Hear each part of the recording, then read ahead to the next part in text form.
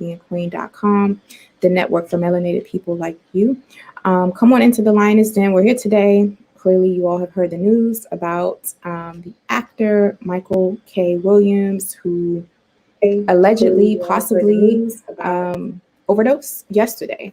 And so they were saying that his nephew found him deceased of a possible overdose in his Brooklyn, New York apartment in the Williamsburg neighborhood. The brother was from East New York, Brooklyn, and that allegedly there was drug paraphernalia in his place, in his apartment, in his home. So we're going to talk about this.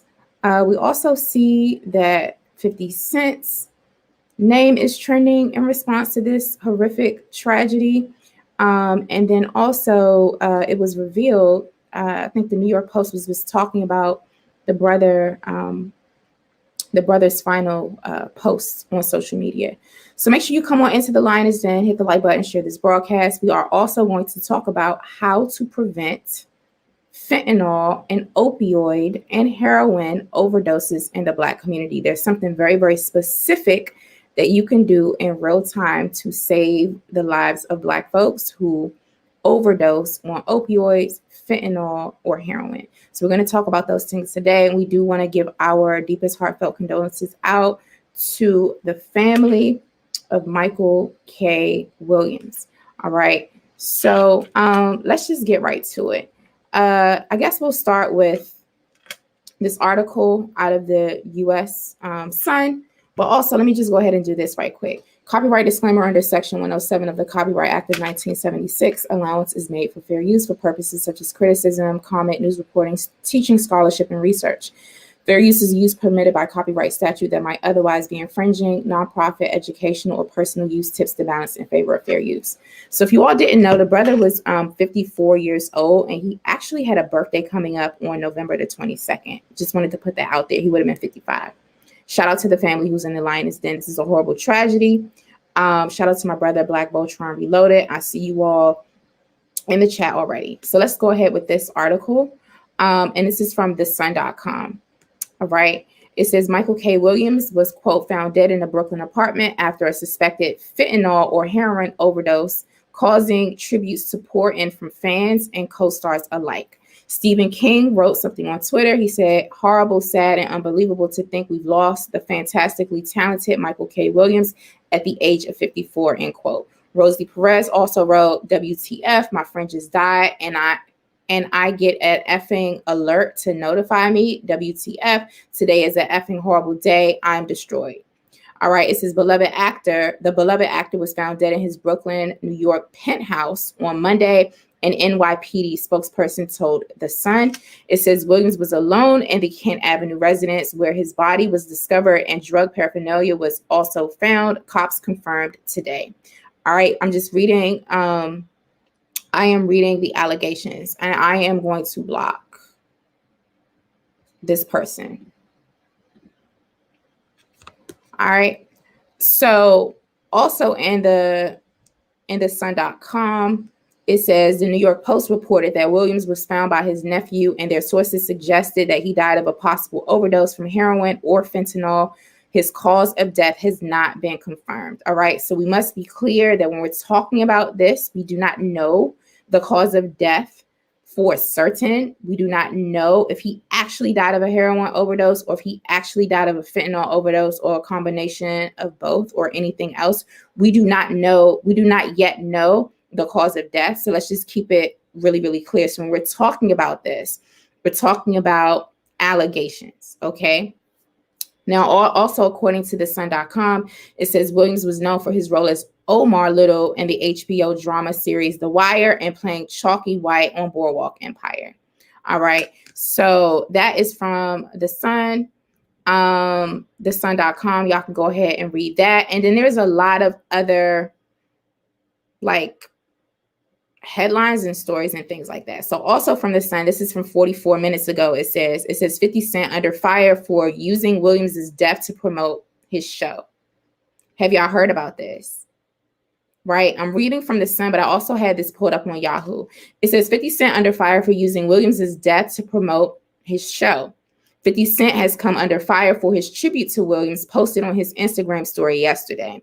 It says the rapper shared the report of his death, writing, quote, "Damn, if you didn't see Raising Canaan, check it out. That fentanyl is no joke, killing the clientele," end quote, plugging the Stars show.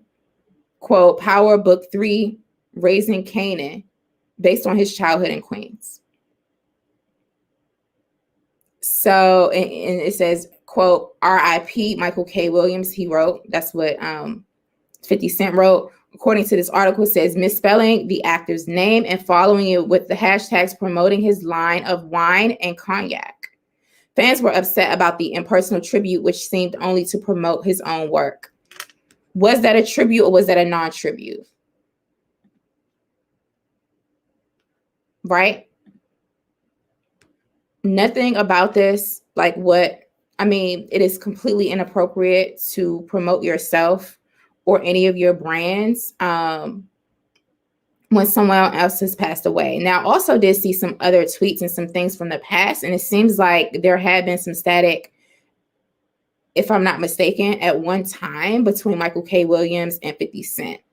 Okay, so what I have seen 50 to do or have heard of what he does on his Twitter, I don't follow him. I think he's really petty and disrespectful, and I don't think that is a pettiness on a man. To me is moist, but that's just me. He's a bit of a bully. He's petty. He attacks people. He makes jokes. Is completely inappropriate. And so the way I read these tweets from 50 in response to Michael K. Williams, I saw it as him taking jabs and also being petty, being nasty, being very, very low vibration at this. And it's a bit mocking as well. And it's, clearly it goes without saying that it is completely in poor taste. So if people are, if people are upset or annoyed with 50 Cent based off of those tweets, I don't think that was him sending condolences as well. I think that was just him promoting himself and being a smartass or an asshole, quite frankly. So that's how I read into that. So that is also trending in response to Michael K. Williams. And unfortunately, we're not going to let that, overshadow this brother's life and his contribution. I think he was up for like 5 Emmy nominations or 6 Emmy nominations or something. He was a phenomenal actor. And Black Voltron Reloaded said 50 is being 50. Yeah, true. Which is a troll. So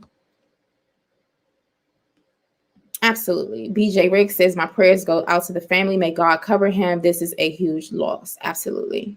Right. And y'all are sending your condolences. Feel free to continue to put those in as we go through the rest of today's broadcast. If you're just tuning in, I'm your sister Lioness Crowned. We're here normally weekdays at 12 p.m. Eastern time, right here at FlyNubianQueenTV.com, which is the YouTube channel. The name of this program is The Lioness Den. This is not a show. I'm not an entertainer. This is not about play. This is about constructive conversations that are justice producing and helping us dismantle this global prison system of anti-Black racism and white supremacy, right? And so when we do look at current events, things that happen with celebrities, which I don't really talk about celebrities or any of that unless there's a constructive or higher purpose to it. And so we do want to send our condolences to the family of Michael K. Williams. And we also want to thank the brother for his artistic genius and what he was able to do on the screen and the different characters that he played. I don't know if you all remember last year I had Dr. Cleo Monago on and we did a whole series about all of the episodes of Lovecraft Country, and Michael K. Williams also played a role in that. He played the protagonist's father, who actually was a closeted homosexual man in the show. So, we've seen Michael K. Williams play a variety of roles, just across like everything that he's done. But my favorite thing seeing him in was definitely Boardwalk Empire. I love that entire series. I saw every single episode of Boardwalk Empire, y'all. So there's a lot, many things trending. I'm going to make his face bigger on the screen while I replace the battery. And I do want to say that, this brother was only 54 years old. 54 is young, and we don't know yet if he actually, passed away due to a fentanyl overdose or not. But there's a lot going on with fentanyl and Black folks these days, right? There's a lot going on with fentanyl and Black folks. There's, clearly a heroin epidemic and all of these things. And so we want to talk about specifically what can be done. What happens if, you are out somewhere or you're in the house or something and one of your relatives, God forbid, right, or someone or even a stranger is ODing in front of you off of heroin, fentanyl, or an opioid, right? There is a particular medication called narcan. It has a longer name, but for the sake of today, it's narcan. I'm going to share some resources about it, where you can go to get trainings for narcan, and also how to administer it. I've done the narcan training. So I don't know if you all know this. When I was living in New York, I was doing, some work. And work one day had me go into a particular school, and I was in a school in Staten Island.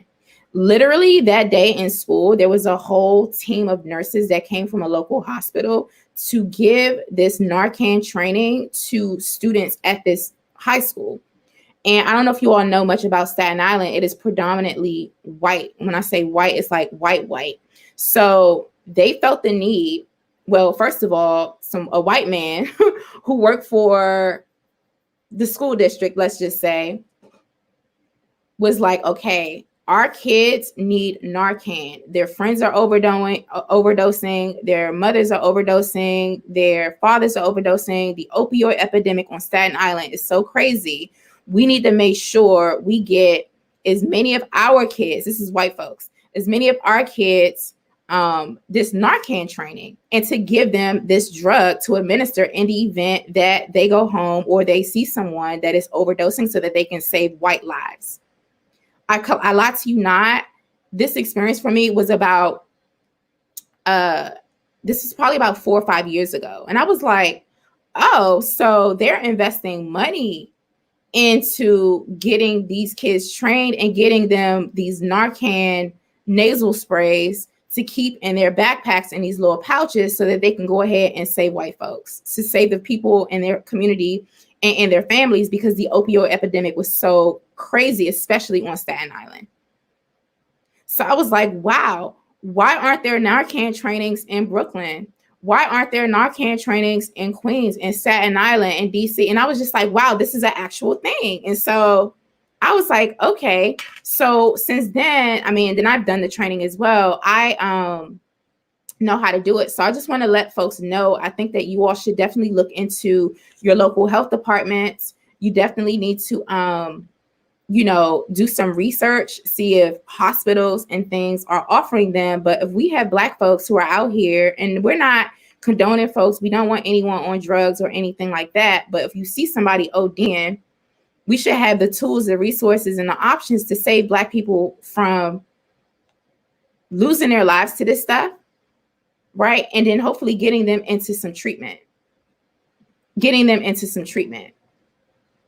Yeah, while they're locking us up and killing us, right? They're giving literal minors Narcan trainings and showing them how to administer this nasal spray and to do these chest rubs in order to save people that look like them from overdosing and dying. With government money going towards it as well, though, from school districts and things. So these are things that we need to be advocating for and putting into place, right? If you're just tuning in, you're in the Lioness Den. I'm your sister, Lioness Crown. Be sure to hit the like button, share this broadcast, subscribe to the channel. Come into the Lioness Den, normally here weekdays at 12 p.m. Eastern time. Also, text the word Queens to 31996. That's Queens with an S to 31996. That way you will be notified when we go live. So Black Voltron Reloaded says, I was just visiting back east in Pennsylvania, Maryland, West Virginia, Virginia, Ohio a few weeks ago. Damn near everyone had Narcan on them or close proximity to them. I was like, wow. Were these Black folks or white folks? Have you seen a lot of Black folks with Narcan on them? Black Voltron, because in my experience, a lot of our people don't even know what Narcan is, which is why we're about to get into this stuff right now. Let me know. I'm curious. And we want to shout out Motown House. Thank you so much for coming in and moderating for us today, bro. Right? My Aries sister says rehab for us is prison, homelessness, death, etc. Exactly. Okay, so I'm gonna go ahead and do that. Show that comment. So our brother, Black Voltron Reloaded says mostly white folks. So you know then, bruh, the importance of why we need to get the word out and let our folks know exactly what the hell Narcan is, right? What Narcan is. So the first thing I'm going to do is I am going to, I guess I could share my screen. Mike Laurie, are you a troll? If you say anything else that looks suspect, I'm out to block you. You said bad batch. It doesn't matter if it's a bad batch or a good batch. We don't want our people on fentanyl. One, and then two, if Black people are going to be on fentanyl, we should be at least be able to have the tools to save their lives. So I don't understand what you're putting in to the chat and why. All right. So listen, this is what I'm going to do. I am going to stop sharing that screen. And I want to go over to this New York City website, for example, and I'm sure that, and I want y'all to look into the local departments of health for your state or, drug overdose prevention services, etc. So this is the oasas.ny.gov prevent-overdose, right? You can see it right there on the screen. All right, it says overdose prevention. This is what Narcan looks like, and these are the little rescue kits. It says the presence of fentanyl has increased the risk of overdose for users of any drug, including first-time users. Okay. This is 4 milligrams of nasal spray. Narcan nasal spray. Somebody put this in. Narcan. I'm going to need y'all to Google it. I'm going to need y'all to go ahead and look for this stuff. Right. Ingrid is on code and understands the purpose of today's broadcast. Okay, so this is what I'm going to go ahead and do. I'm going to make it a little bit bigger so y'all can follow along, right? It says, and then let me put the, before I forget, I'm going to go ahead and put this link into the chat. Make sure y'all hit the like button and share this broadcast. Okay, overview. Overdoses can kill. As a person begins to overdose, their breath slows and may even stop. The key to saving a life, the life of a person who is overdosing, is to get them breathing again as quickly as possible. Overdoses are most common among those who use opioids and may be increasing some populations or areas recently in the context of COVID-19. It says drug overdoses from other drugs, ergo cocaine, methamphetamine, have also been increasing largely due to the mixing of these drugs with opioids such as fentanyl. Factors that increase the risk of overdose and death include drug use following a drug-free period, mixing substances, using drugs alone, having other medical conditions such as a lung or heart condition. And it says always carry naloxone. That's the long name for Narcan. It says always carry naloxone. It can reverse an overdose. Okay. So these are the signs of an overdose if you all don't know. Falling asleep, loss of consciousness, swallowing or no breathing, limp body, though the body may be rigid with fentanyl, right? It depends. Your body can just be limp and loose, or it can just be really, really rigid if you have fentanyl and if one has fentanyl in their system. It says choking or gurgling sounds, small constricted pinpoint pupils may be difficult to see in an emergency. So it makes your pupils small when when one is overdosing. Your pupils out of your eyes get really, really tiny. And it says pale, blue, or cold skin, lips, or nails. Factors including skin tone could make this difficult to see. So for those who are richly melanated. I'm gonna need y'all to please, this is a very important broadcast. Make sure you hit the like button and share this broadcast. Just share it. Just share it. Right? Just share it. We do not know if our brother actually overdosed from fentanyl. However, fentanyl is in the conversation, and we do know that more, it was a comedian that passed away, more Black folks are getting addicted to and overdosing on opioids, fentanyl, heroin, and all this stuff. And so it is our job to have the most constructive conversations, because remember, we're producing justice. Let me just pause right here. We're producing justice.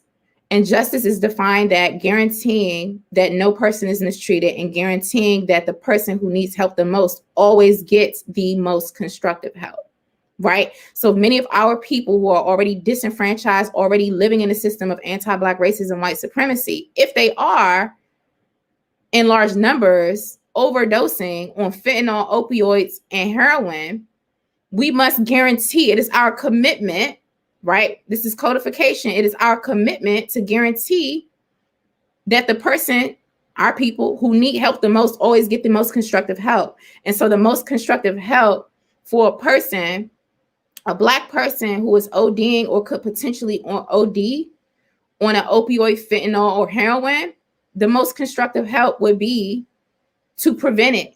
So we're talking about prevention. And in this case, specifically and tangibly, Narcan can be used when a person is overdosing to save their life, at least in time until the medics get there, right? So this is the purpose of today's broadcast. I'm gonna need y'all to stay on code and stay on topic in the chat. So we do not know if our brother, Michael K. Williams, actually overdosed on fentanyl or heroin. They're alleging that there was some paraphernalia in there that could indicate that. We do not know, but what we do know is that Black folk in large numbers are now taking fentanyl and opioids, right? And there's a heroin epidemic, period, right? So we're coupling this particular Narcan conversation and these, yeah, exactly. It's tactical and tangible. We're doing this right now because fentanyl, heroin overdose has come up multiple times within Black society as trending in the media as a result of alleged celebrity overdoses. I hope y'all can follow me. But again, I must say, we do not know exactly the cause of death of Michael K. Williams in this moment. They are alleging that he could have possibly overdosed on fentanyl and or heroin. Now, my brother Black Voltron Reloaded was saying that when he was traveling, he saw about 95% of white folks carrying Narcan in another comment he put. But then he also put those Narcan, naloxone nasal containers were littered all over the streets along with needles in Pennsylvania, Pittsburgh, West Virginia, and Ohio, like the crack era. I believe it, because guess what? While Black folks are out here ODing on this stuff, white opioid, fentanyl, and heroin addicts are doing heroin, opioids, and fentanyl and ODing, and they got people in their community that's giving them nasal spray Narcan to resuscitate them and prevent them from dying of an overdose. Right? Right? Mm-hmm.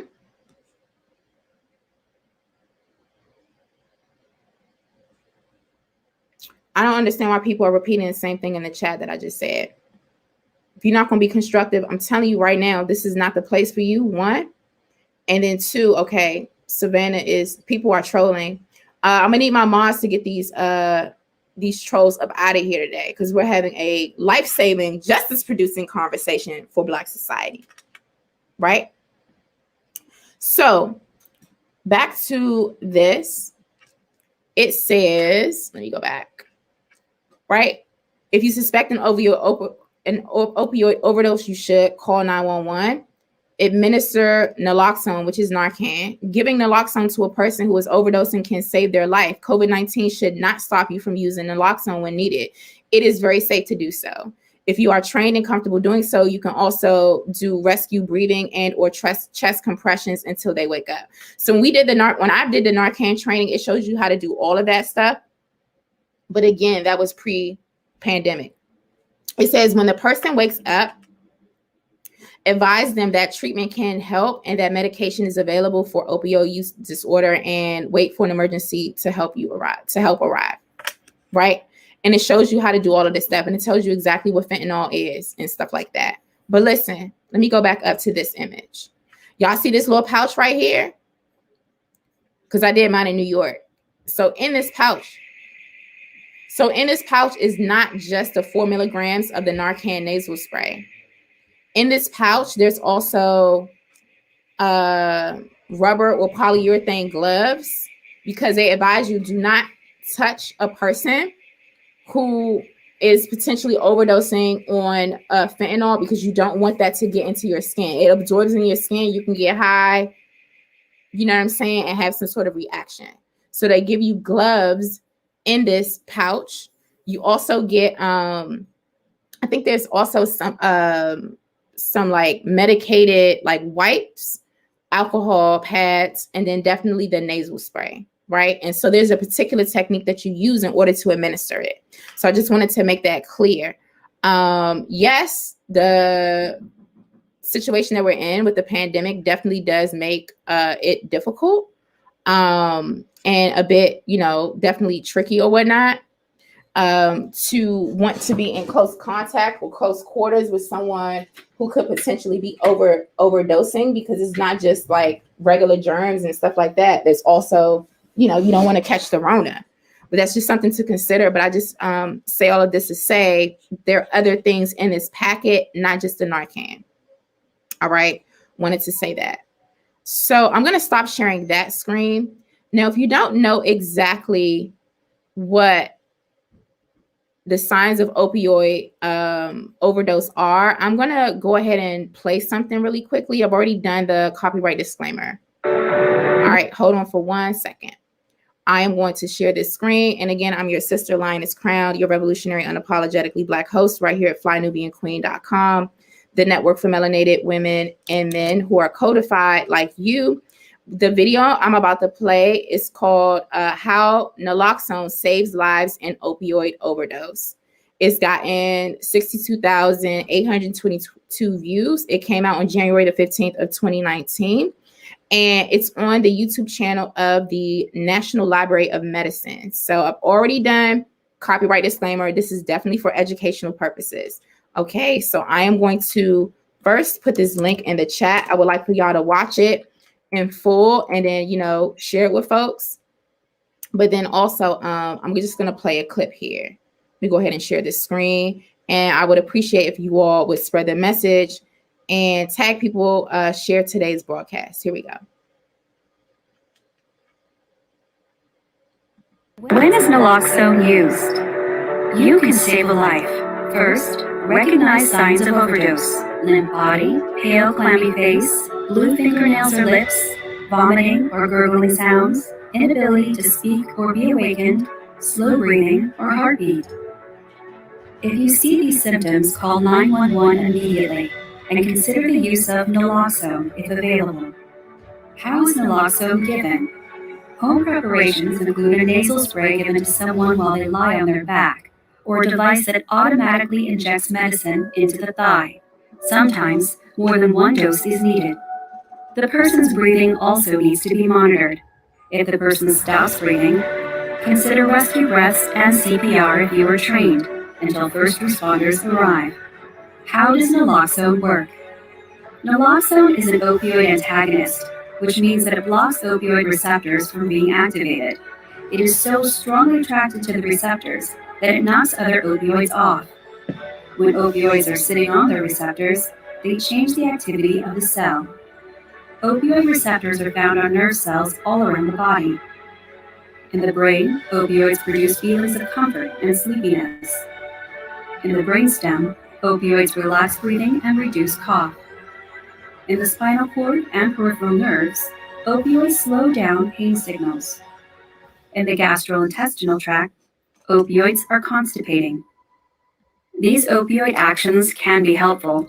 The body actually produces its own opioids called endorphins, which help calm the body in times of stress. So this video definitely does talk about what opioids do, but we're not going to get into all of that. We just want to get to the point of what Narcan does and how it works. And so it's definitely past that point. And this video, it has a video outline, so you can go to the different timestamps. Where do I want to go? So it went into how Narcan is given, how it works, how do opioids affect the body, and then it talks about opioid withdrawal symptoms. So once someone's no longer on fentanyl or on an opioid, exactly what that does to the body. Okay. Now, what I can do is, it talks about what an opioid is at the beginning, and then also what Narcan is and like sort of what it does. And so it shows you the part that I wanted you to see, which is how you administer it. It's a bit more nuanced than that. Like, definitely, you have to look for the warning signs of someone who could be possibly ODing. Remember, we went through those. If you want to know those warning signs, I can read them off to you one more time. Warning signs of an overdose are, and if you could, please put these into the chat: limp body, blue nails, pale face, someone who cannot be awakened or woken up, right? Blue lips, vomiting, gurgling, someone who cannot speak, slow breathing, and slow heartbeat. Okay, let me go back. Limp body, blue nails, pale face, blue lips, vomiting, gurgling, someone who cannot speak, slow breathing, slow heartbeat, cannot be awakened. All right. Those are the signs of an overdose. And so basically what you would do is you would look for those signs, and then you're welcome, Olivia. You would look for those signs, and then you would first call 911. You need a medic for sure, right? That person is going to may have to be resuscitated. You don't know, but call 911 first for medic. And then you take the Narcan out, put your gloves on, and then you put the person on their back. And if they're not initially responding, what I learned, thank you so much. What I learned, if they're not initially responding, you can do a chest rub. And does anyone know what a chest rub is? Take your knuckles and you dig them in the center of the chest to see if they'll get you can get a reaction out of them. Yeah, foaming at the mouth too, right? See if you can get a reaction out of them. And then, you sort of elevate their head, you put the Narcan up their nose, and then you stand back. Because if they pop out of that OD, then they might start popping off on you, right? So it can also be, a bit risky. But again, remember, I told you, I've witnessed children, white kids in school, getting this training and going out and being armed in the world to save the lives of other white people and their relatives and friends and things who could potentially overdose. Meanwhile, listen, I've gotten so damn tired of walking down the street or riding somewhere and seeing our people overdosing and then having to stop and call the Department of Health. Right now, these videos and things, they say call 911. I don't call 911 personally. When I see Black folks overdosing, what I do is I have a number like literally on speed dial. I'll call the Department of Health, the local Department of Health agency that will come out, and they'll come out first and they'll dispatch, and then they'll communicate with EMTs and 911 and stuff like that. I never call 911 because how many times have we seen calling 911 and then yes, thank you, Olivia. Call 911 and then 911 comes up either trying to arrest or assault or abuse or shoot or whatever the person who is in distress, who needs the most constructive help in that moment. Right? So I call the Department of Health, and you might want to start doing that, especially if you live in a big city. There are numbers, overdose prevention programs, social services programs that do, that work with, folks who are in rehab or could be potentially overdosing, people who are experiencing homelessness, who could be on drugs on the street. There are numbers in most places where you can call. Okay. I call them first. I do not call 911 personally. And I'm not telling y'all not to call 911. I don't call 911 because I literally have the Department of Health and a specific agency that responds to people who are overdosing in the streets. And they're always out circulating. You know, they're always out patrolling in the event that something happens. And so they'll get there before oftentimes an EMT would. Okay. Yes, the steering rub. Motown House said the first time I heard of a steering rub was unfortunately during the Amber Geiger trial. She said it as if it'd be good for a gunshot. WTF. Yeah, it's not good. A steering rub is not good for a gunshot. That is like causes more distress. And I would assume, or I would suspect that it would actually try to probably kill the person or injure them even more and faster. Right. Thank you so much, Olivia Bronx. We really appreciate you for coming in. Right. Yeah, I call the Department of Health every time. And literally, like, have y'all ever seen somebody who's like literally laid out in the street or overdosing and people will like literally walk over them or walk past them like they don't see them? Have you ever seen that? Or have you ever been that person? No shame, no guilt. Just, you know, this is about being on code. We're still learning, right? There's been times where I'm just like, look, I can't stop the day. I can't stop the day and wait until the EMTs or a social worker or someone gets here, right? But I will take a picture. I will call and give the location, a description of what the person got on, right? But we do what we can do with what we can do. But I literally don't understand. I've never understood how people can see someone dying or in distress or like laid out and just walk past them like they're not there, drinking their coffee or walking their dog or whatever with their yoga mat or on the phone or just looking straight ahead and pretending like you don't see people. These are human beings. And this is what people do when it's a Black person laid out. I've had to stop and call, especially during the pandemic. Oh my gosh. I mean, the pandemic is still happening, but I'm talking about like 2020. I was like, damn, how am I gonna make it to this protest or this demonstration or this press conference? And it's so many Black people that I'm seeing, you know, literally like laid out in the street, right? Laid out in the street. Y'all give me 1 second.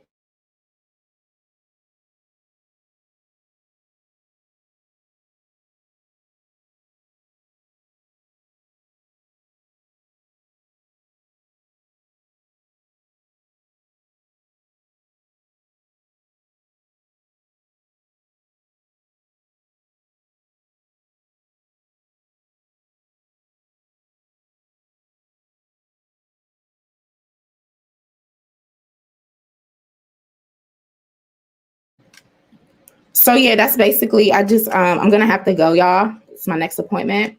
But I wanted to come on and give y'all this information. And I see all the comments here. Definitely go. I'm gonna put some links in before we go. Now, this link talks about does Narcan work on fentanyl? Y'all, and again, do your own research. Anytime anyone gives you information, I'll be like, oh, okay, look at this or try this. Definitely do your own research. All right, I do want to say that. That video again that I played the clip from is from the National Library of Medicine. There is another website called PreventOverdoseRI.org, and it talks about fentanyl in particular. So that is in the chat as well. If you're watching the replay of this, go over to the YouTube channel, go to this original live stream and go into the live comments to access these very, very, very important links. If you're in New York City, I showed y'all the website already from ny.gov, but you could definitely check that out. This is another one from narcan.com. Now, there are some side effects to this, but they're saying that they're minimal. Again, do your own research. However, my whole thing is that if our people are overdosing and there is something out there that could prevent that from happening, then we need access to that. We need to make sure we have access to it. And we also need other preventative measures and like trying our best to make sure that our people don't get hooked on these drugs. Like for real, just say no to drugs. Right. So all of those links are in. I didn't have any intention of going through all of those pages or links. However, I wanted to make sure you're welcome. I wanted to make sure I brought this information here. And again, I must give a disclaimer. We do not know for a fact whether our brother, may he rest in power, Michael K. Williams, actually passed away yesterday due to a fentanyl opioid / heroin or whatever overdose. However, that is what is being said by the media. That is what the NYPD claimed. And we know that there's an increasing amount of Black folks overdosing on these drugs. And so this is a life-saving thing that could, God forbid, in the event that we see someone who's overdosing on those things, could save their life. We need to be in the positions of, again, I always talk about this, we need to be our own first responders. All right. So I want to thank you all so much for tuning into the Lioness Den.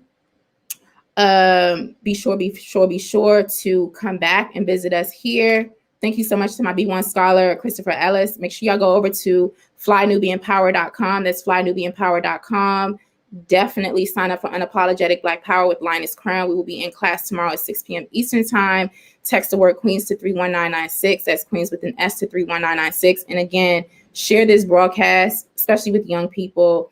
Look in your area for narcan training, get access to this stuff, and let's try to do any and everything we can to prevent these overdoses and to prevent our people from getting on drugs, and then for also supporting our folks of getting off of them. All right. Now, this broadcast is ending, but so is global racism and white supremacy. We will trample this beast through fortitude, preparedness, and collectivism. And always remember that they stole us, they sold us, so they owe us. Until next time, family, peace and Black power. And also, we want to once again say, rest in power to our brother, Michael K. Williams. We thank him for his wonderful contribution to the arts and using his gift and talents, to play those roles in media, right? So we thank him for that entertainment. All right, y'all. Until next time, peace and Black power.